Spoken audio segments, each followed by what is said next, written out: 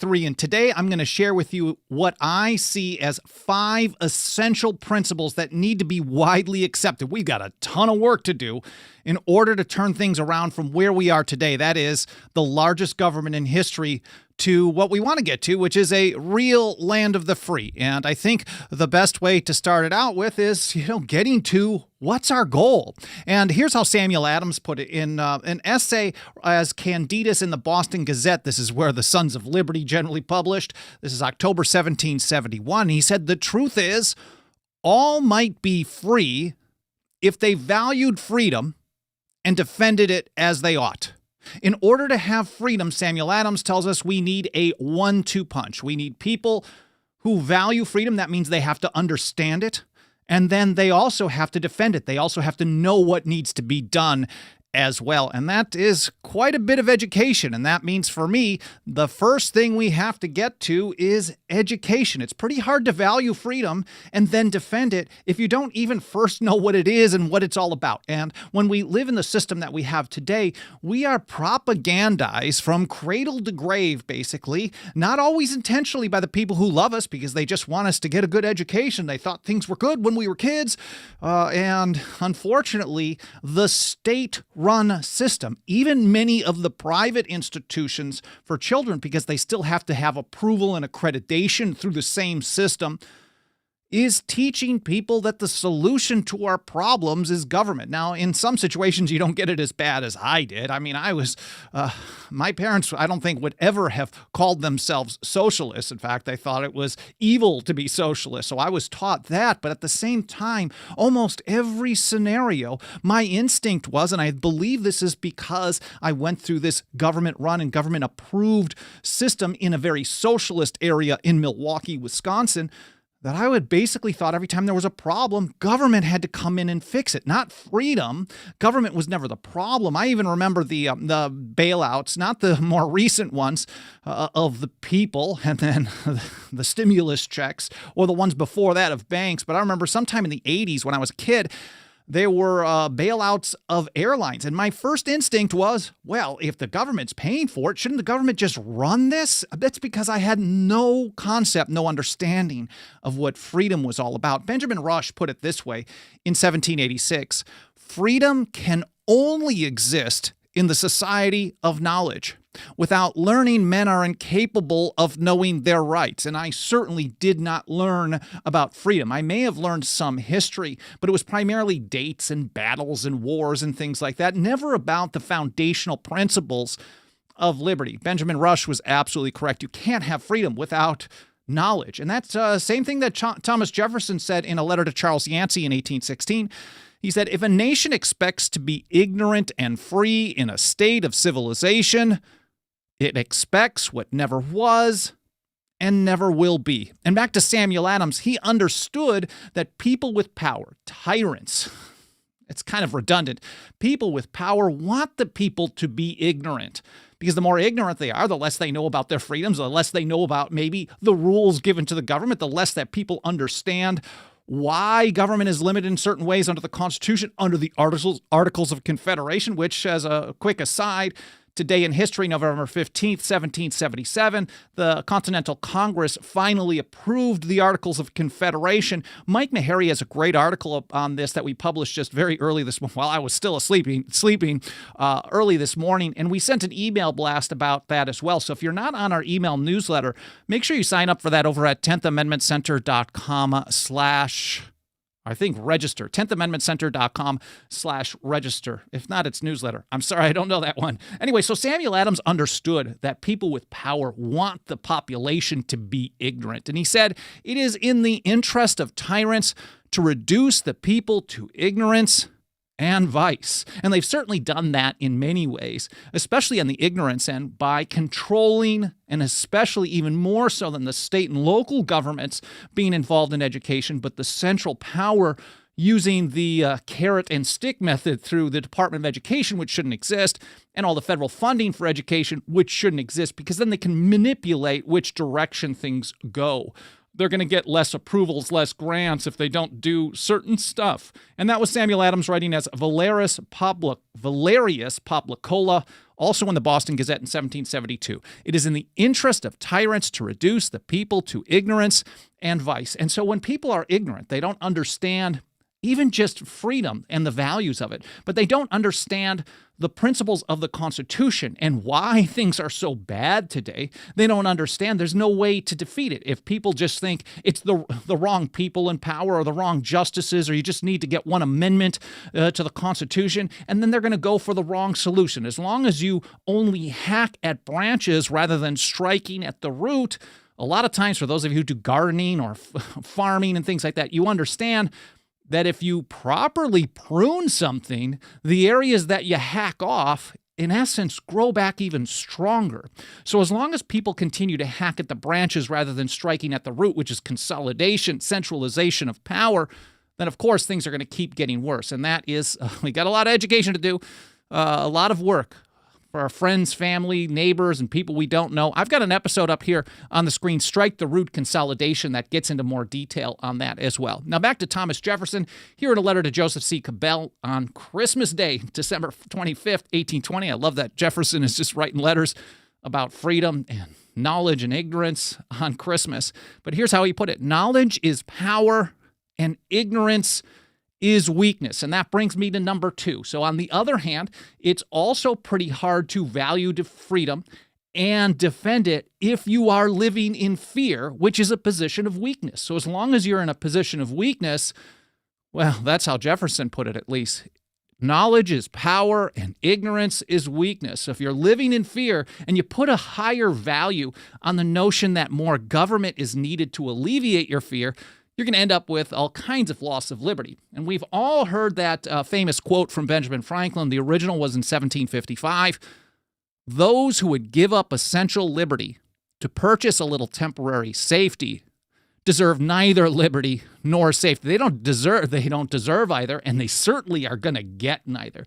But Benjamin Franklin was far from alone in this mentality. Here's James Madison in the run-up to the Alien and Sedition Acts.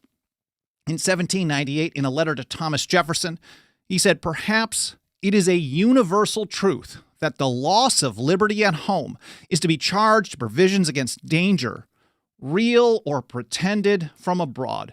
This is James Madison, the father of the Constitution, recognizing that people will run to government, give up their liberty at home because they're afraid of some foreign danger. And sometimes that foreign danger isn't even real. So Madison is maybe wearing a little bit of a tinfoil hat, and that's what they would tell us today. Oh, fake danger from abroad. Well, you're a conspiracy theorist. No, because the only way we can be truly safe is when we're free. And part of our freedom, of course, is our natural right of self-defense, which is not being exercised even close to the way the founders understood it. So James Madison understood that people gave into fear to give up their liberty. John Adams made the same kind of a point in April of 1776, back when he was one of the good guys, in Thoughts on Government. Fear is the foundation of most governments. You know, if you've heard me talk about this quote before, I always just want to remove the word most. Fear is the foundation of governments. Because certainly if you think about anything, really, you don't just say most, because any government that exists, you're saying, well, we have to do this in order for this reason, because without it, we're going to have this negative result. That is some level of fear, whether rational or irrational. And of course, the crazy increases of power, things like, I don't know, the income tax, the Patriot Act, the National Bank, and things like that. That certainly is a heightened state of fear where people run to government and authorize them more power, and they never, ever give it back. Now, John Adams followed that up, at least this is April of 1776, at a time when they were certainly willing to take a stand for their freedom. They were fighting back already for over a year. If you think about the shot heard around the world, in 1775, they had been fighting for quite some time. They just hadn't declared independence officially at this point in April of 1776. And John Adams took the very positive view. He said, fear is the foundation of most governments. And it makes people so stupid, basically. And I'm paraphrasing after this because I only have the short version of the quote in front of me. He basically said it makes them so stupid that there's no way that Americans are going to fall for this kind of garbage, but certainly all people have the same kind of human nature. Thomas Paine put it this way: the strength and powers of despotism consist wholly in the fear of resisting it. And that brings me to point number 3, because as long as people continue to live in fear, whether it's of foreign threats, of fear of freedom. So many people are afraid that the more freedom that people have, the more dangerous it's going to be. If people have the freedom to choose to, take a medical procedure or not, whether they have the freedom to own a particular plant or grow it or not, or to own a particular tool of their natural right of self-defense or not, without control or approval by government. What about even just the thinking about things like driving without permission? There's fear that something is going to happen. Now, people may decide that some control is level, but certainly as soon as you open the door, they're going to keep expanding it. But anyways, as long as people continue to live in fear, whether it's of freedom, of foreign threats, of political parties, whatever it may be, and they're willing on top of it to turn to government to keep them from feeling afraid, then they're passing the buck on what I think is number 3, and that is responsibility. And many people don't want to take responsibility for where we are today, the largest government in history. They want to blame a document, for example, saying that the Constitution caused what we have, as if words on paper can cause a government. Of course, if you have bad words on paper that tells the government they can do whatever they want in all cases whatsoever, it's going to do that. But if the people are ignorant of what the text actually means and what it limits, then it's very easy for people to fall in the trap to say, well, the Constitution is bad, the Bill of Rights is a failure, it caused this problem, it's not protecting me, as if you can wrap yourself in a parchment barrier, as James Madison called it, and protect yourself from the most powerful government in history. Here's how Roger Sherman put it in 1787, pointing out that the Anti-Federalists who are making the case for a Bill of Rights, he's like, this isn't really the end of the story. I mean, let's say we get a Bill of Rights. What's that going to do? And here's how he put it: no Bill of Rights ever yet bound the supreme power longer than the honeymoon of a new married couple, unless the rulers were interested in preserving the rights. So, of course, it's important to list these types of things out, to spell out restrictions. But if you're counting on the words on paper to defend themselves, to limit government, to stop people with guns from doing what they're going to do, then you shouldn't be surprised when they break the rules almost constantly. So we have to have more responsibility for our own freedom. George Washington, back in 1783, as we're closing up the war for independence, it's pretty much over at this point. It's ramping up to the Treaty of Paris. And here's how he put it in his circular to the states: at this auspicious period, the United States came into existence as a nation. And if their citizens should not be completely free and happy, the fault will be entirely their own. So George Washington, love him, hate him, think he was a good guy, important guy, bad guy, whatever, it doesn't matter. These are words of wisdom. And he recognized at that point, okay, we have triumphed here in June of 1783.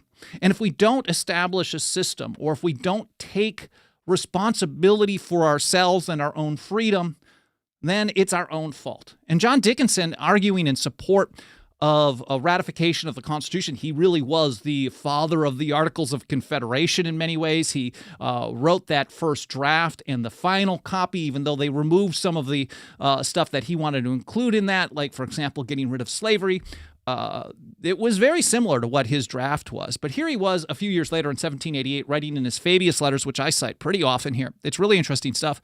And he takes the same kind of position. Now, when you think about the states in this federal system, you're not just thinking about the territory, and you're not thinking just about the government in and of itself. When the founders referred to states, of course, you had to think about it in context. James Madison, in his report of 1800, pointed out the word states in these types of things can be used, I think it was like 5 different ways, depending on the context. But when you're talking about the power or the right of states to do things, now states don't have individual liberties or rights, but the founding generation often used the term rights and powers interchangeably. So if the states have a right to act in a certain way, it's because it's acting on behalf of the people of the several states. Side note. Anyways, so here's how Dickinson put it. The government of each state is and is to be sovereign and supreme in all matters that relate to each state only. It is to be subordinate barely in those matters that relate to the whole, and it will be their own faults if the several states suffer the federal sovereignty to interfere in things of their respective jurisdictions. So Dickinson talking about the state governments, but the state governments being representatives of the people of each particular state, then it's their own, ultimately the fault of the state government. And then if they have a problem with the federal government, the people who live in Kentucky, for example, if they don't like what the federal government is doing within their state and they're allowing their own state government, you've got multiple layers of fault and responsibility. And here he is following it up again, talking about the people themselves in Fabius number 4. This was in April of 1788, and Dickinson pointed out that in any situation, whatever you may have as far as a constitution, he said a good constitution promotes, but does not guarantee a good administration. And he asks, he said, it must be granted that a bad administration may take place. What is then to be done? The answer is instantly found before the supreme sovereignty of the people. Supreme sovereignty to the founders meant final authority. Of course, sovereignty was always the king and parliament, and they claimed power over the colonies in all cases whatsoever. And when you have government holding sovereignty, then that means they're the top of the food chain. But in the American system, the government is the bottom of the food chain. Well, at least that's how it's supposed to be. But we don't have that education today, and most people lean on government as, well, the top of the food chain. And we're just on our knees begging for scraps. Power to the people. We're begging the government to give us power instead of the other way around. Anyways, here's how Dickinson put it.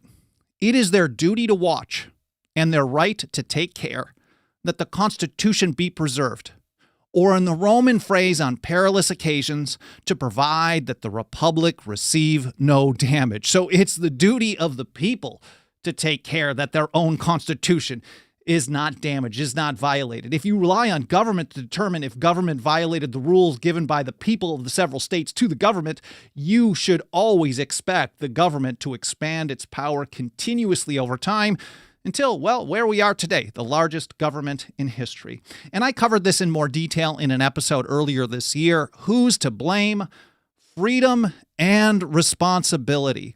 That will be over in the show notes. I should mention, while I keep mentioning other episodes and original source documents, things like that, Alan Mosley helps organize, well, he does all the organizing of the individual blog posts for each episode, which we publish a couple of hours after the live stream is done here over at 10thamendmentcenter.com/path to liberty. So if you're thinking, Bolden, where are those episodes you're mentioning? Where's that letter from Samuel Adams? Where are those essays from Dickinson, etc.? You will find them all linked so you can read, listen, learn more in context on your own time. And while I'm here, I want to take a quick moment and say hello to everyone out in the live chat. I really appreciate you being here, whether you're live or in the archive, whether this is your first episode or you've been here for every single one since day one. And if you know me at all, I haven't even been here for every single episode since day one. Sometimes a little zombie-fied out here. But anyways, hi to Howard Clegg, Clay Kent, King Nobody, M. Gabriel, Haji, Crew Chief, Sonny Bono, awesome name, Cheriton Farmer. Scrolling through here, see who else. I know I'm skipping through. I'm scrolling a little bit fast here. Well, I'll get back to some comments and questions a little bit later in the episode, or I'll read them later on today. I appreciate you guys being here, and the feedback helps out a ton. I get a lot of ideas from questions and comments. That I get a lot of ideas for future episodes. If you got any comments or questions, please leave them in the chat, whether it's live or in the archive, or you can email team@10thamendmentcenter.com. I do my best to read all of it. I guess I miss them from time to time, but I don't get to reply to too many of them, but I do get a lot of great ideas. And of course, reviews on the podcast platform certainly help trigger algorithms to tell them to send us out to more people. So I appreciate all your feedback and engagement. So we've got 3 so far. 1 is, well, education. You have to value freedom.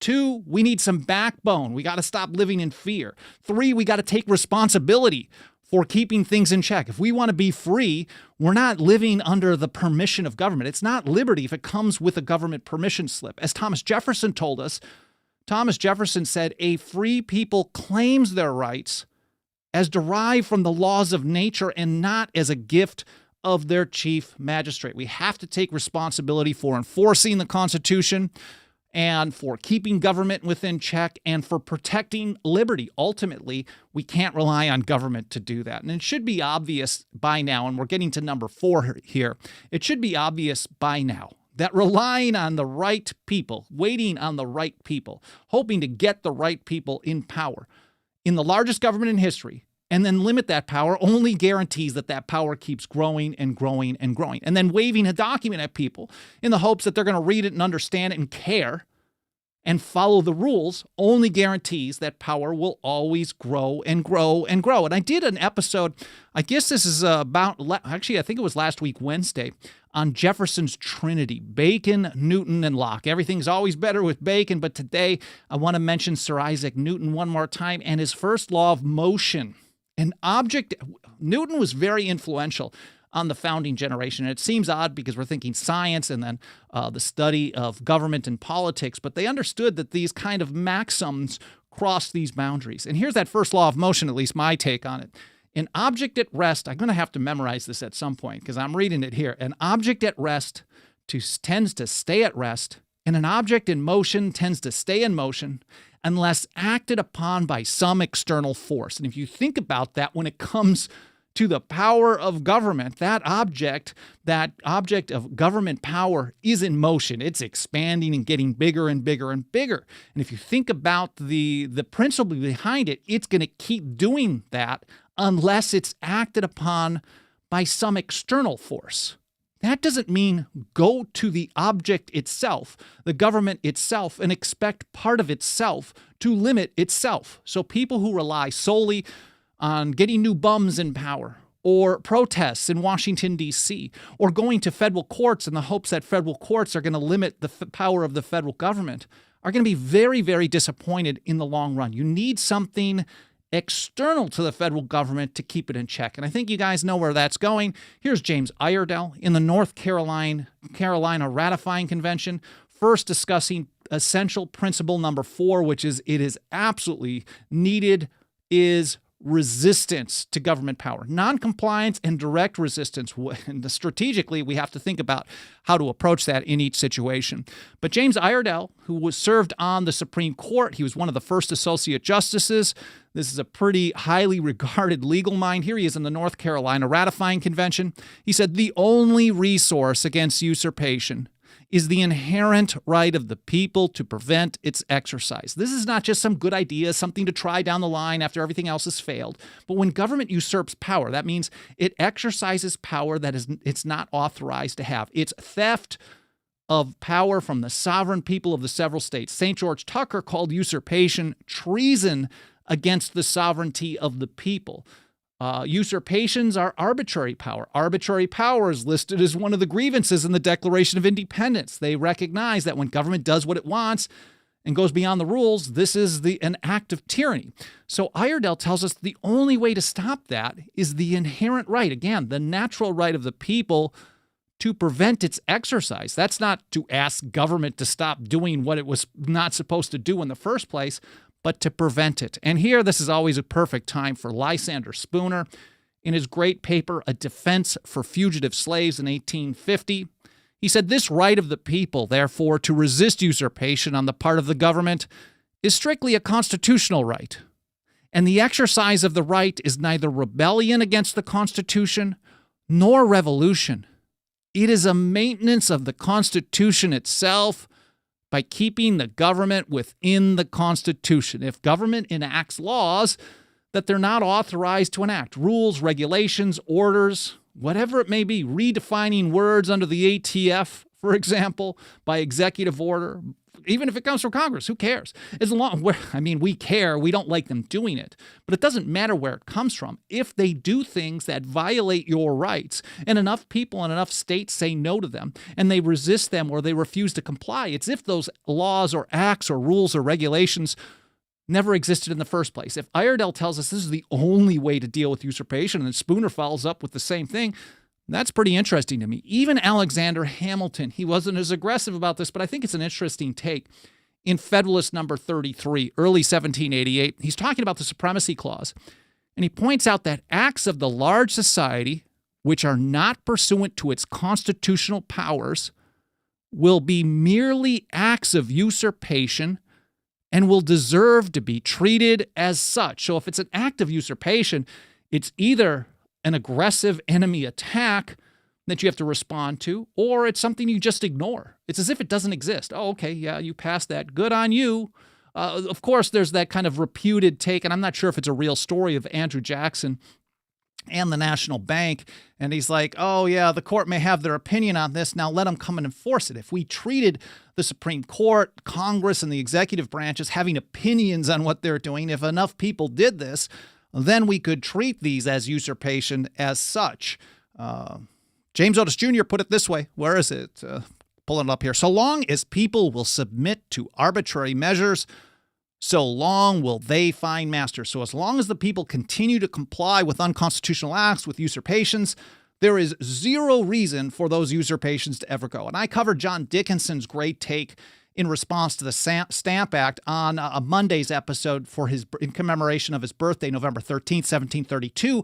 And he said, if you comply with the act by using the stamped papers, you put perpetual chains around your unhappy country because you are establishing the detestable precedent. And the people who want to use that power, well, they believe that you will basically bend the knee for whatever your lords and masters want to put upon you. And that's basically Dickinson's take as well. But that's basically what James Otis Jr. is saying here in 1762. That's what Iredell is saying. That's what Spooner is saying, and so many others. Of course, if you don't resist government, government is not going to stop doing the stuff that government wasn't supposed to do in the first place. But we do have to have good strategy about this. Sometimes the resistance and the opposition and treating things as void really needs to be through mass noncompliance. That tells us that most people think that this is an attack on their liberty. Sometimes it has to ramp up from there. Now, Dickinson specifically, and I mentioned this in Monday's episode as well, said, there has to be a process. Really, the best approach is to start out with petitions asking them to stop. And then if they don't stop, then you'd use noncompliance. And if they don't follow that after some time, then you go for active resistance. Now, others would take a different approach. You start out with number 3. Some say most of them tend to say start with number 2. But anyways, here's Thomas Jefferson talking about strategy, because you don't have to use the same approach for anything. And we have to also understand in point number 5, good strategy. There is no silver bullet that's going to turn things around. We're not going to get from the largest government in history, something that's been growing steadily, and it keeps going faster and faster, all the way from 1791, if not earlier. So 1791, with the establishment of the First National Bank, which twisted the necessary and proper clause. They redefined, under Alexander Hamilton's advice, the word necessary as convenient. And Thomas Jefferson warned us that, if you define necessary as convenient, there isn't a single thing on earth that people with power can't torture into a definition of convenience. So, again, you shouldn't be surprised that everything's convenient to government power over time. So this long growth of government power over the past couple of centuries, right from out of the gates, as long as people allow it. Now, there was some resistance early on, if you think about the whiskey tax, for example, and the response to the War of 1812. People in the Northeast wanting to oppose Mr. Madison's war, response to Jefferson's embargo of 1807 to 1809. There was nullification happening, and then it kind of melted away over time. Maybe something happened in the 1860s where people kind of lost that backbone, but that's a side story. But here's how Jefferson discussed strategy in a letter to his friend, the Reverend Charles Clay, January 1790. He said, "The ground of liberty is to be gained by inches, that we must be contented to secure what we can get from time to time and eternally press forward for what is yet to get." So if we believe in liberty, we always have to push forward. And every step towards liberty is a win. But as soon as you give up, as Samuel Adams put it, and I don't have the quote handy here, but he basically said, we cannot sit down with the success we've already made, because that's the wish of our enemies. They want us to give up. It's an object in motion, if you think of that Newtonian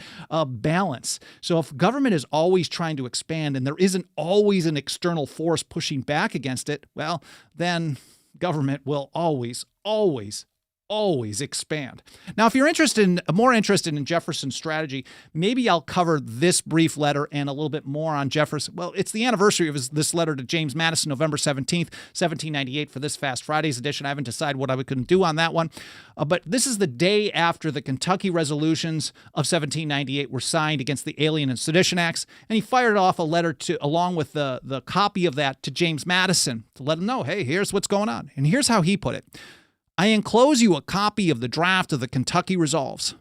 I think we should distinctly affirm all the important principles they contain so as to hold to that ground in the future and leave the matter in such a train as that we may not be committed absolutely to push the matter to extremities and yet may be free to push as far as events will render prudent. There is not a one-size-fits-all strategy for resisting, refusing to comply, for nullifying a federal act of usurpation. There is no such thing. You have to look at the situation on the ground, what kind of support you have. But Jefferson thought it was important, and I agree, that you have to establish the ultimate principles. If you set your standard really low, like let's say we're trying to nullify federal gun control, we say, well, just no new federal gun control, nothing new. Everything old is bad, is okay.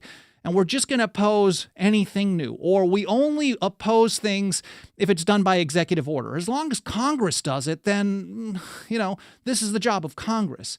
Instead of taking the real position, which is the Second Amendment is there to tell us that the federal government has no authority for any gun control, whether it's the National Firearms Act of 1934, the Gun Control Act of 1968, its amendments in 86, the Undetectable Firearms Act of 1988, bump stock ban, et cetera, pistol brace, all this stuff, and anything else they try to throw at us. So if we have to have this ultimate principle saying, hey, zero, the only thing the ATF is authorized to do is disband.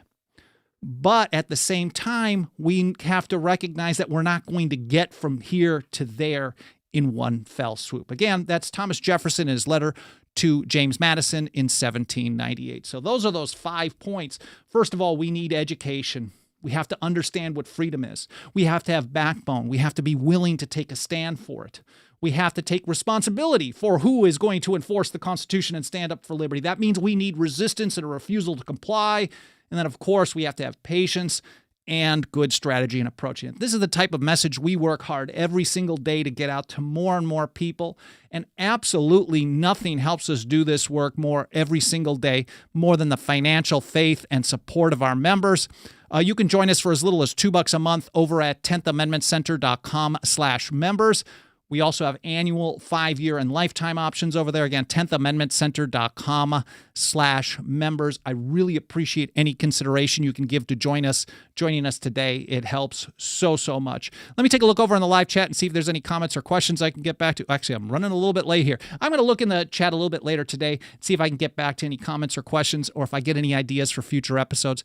I really appreciate you spending some time with me today. I hope you enjoyed this episode as much as I enjoyed putting it together for you today, and I hope to see you next time here on the Path to Liberty.